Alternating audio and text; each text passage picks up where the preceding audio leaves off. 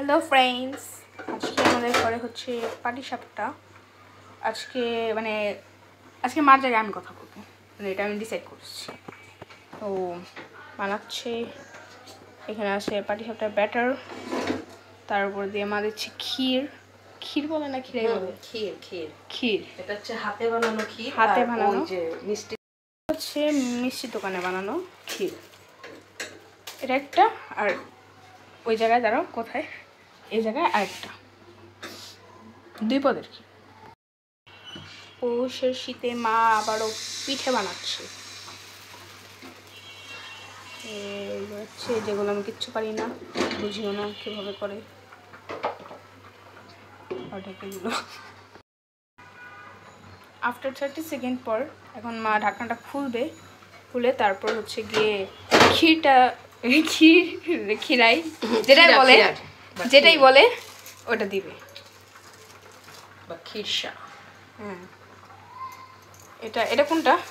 দোকানেরটা। এটা হচ্ছে দোকানেরটা, এটা দিয়ে দিচ্ছে।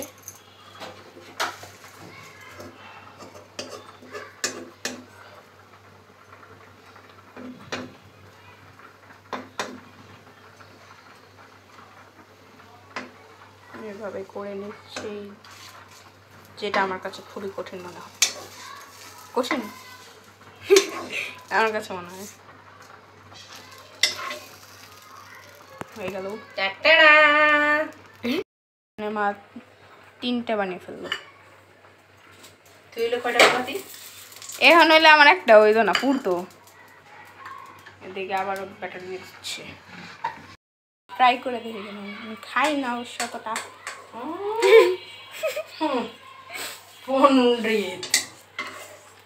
সত্যি খাই না।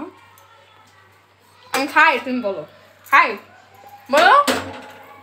খাস না পরে কানবি, যখন বানাইতে পারুম না তখন গো মা একটু পিঠা বানাও, কবে থেকে তোমার হাতে পিঠা খাই না, তখন আমি নুলা টুন্ডা হয়ে থাকুম, তখন আমি পারবো না।